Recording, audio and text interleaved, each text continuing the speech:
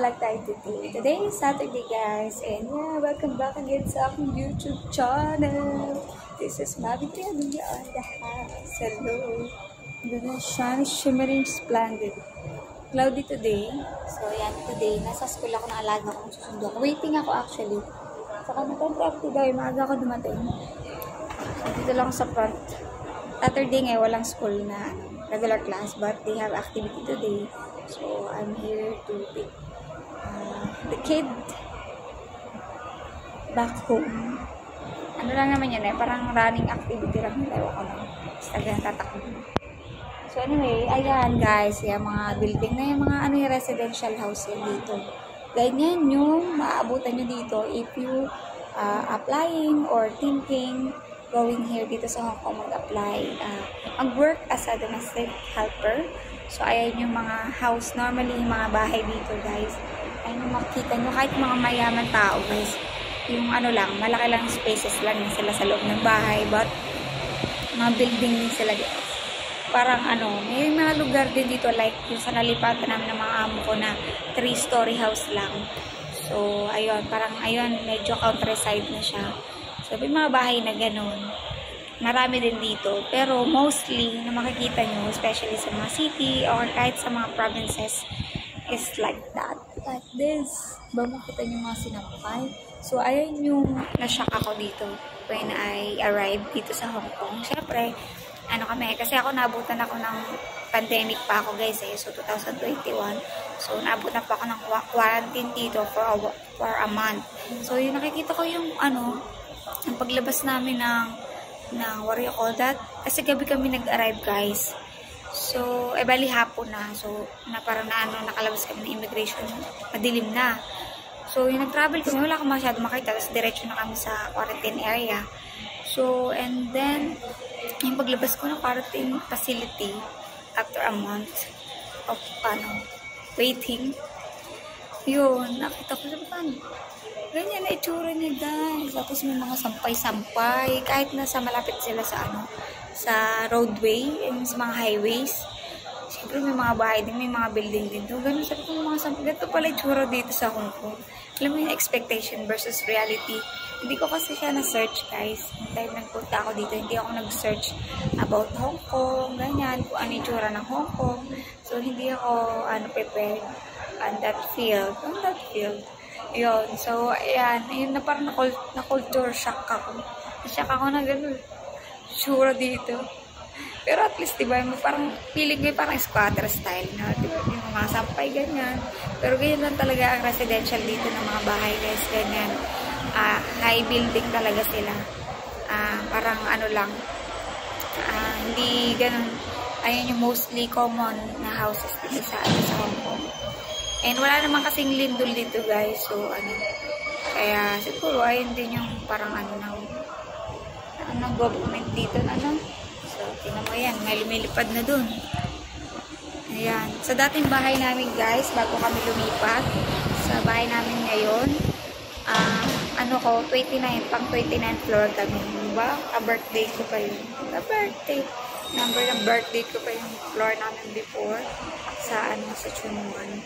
So, yun, nakakaano tayo 29 floor.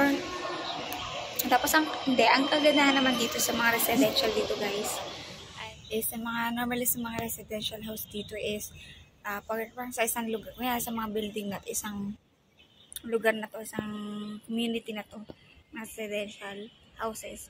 Meron na yung, meron na yung silang playground, yung mga small spaces like this, na pwedeng laruan ng mga bato or exercise ng mga matatanda. Or meron din yung pang recreation like yung badminton, tennis, basketball. Meron yan dito sa likod.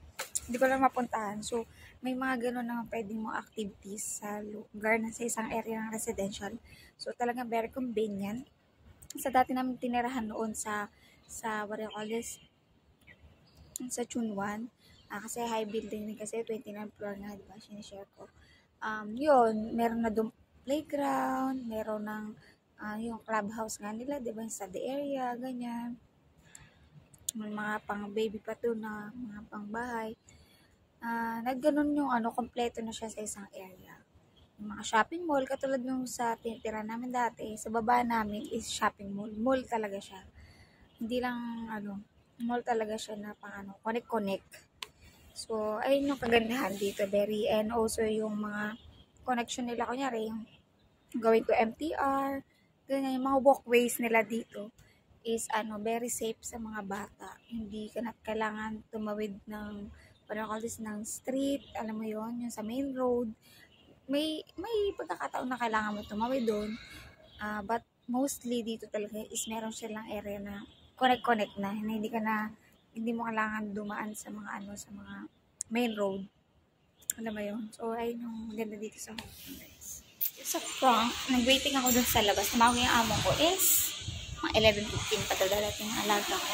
Hindi pala sila dito sa school. Parang dito lang yung tagpuan, tapos dito rin sila babalik. So, ayan, going back sa aking chika today. So, yan dito sa residential house. Yan, meron din na siyang bus stop, guys.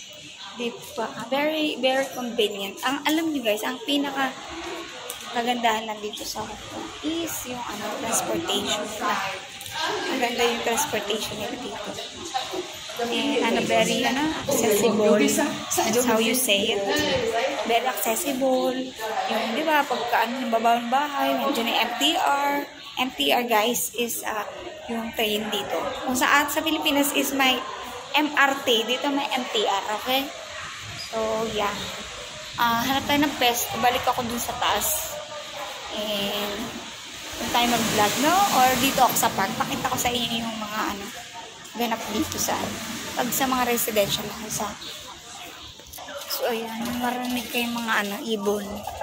Na lumilipad. Charot. Mga yan. Mga resident dito. Mga Chinese, diba?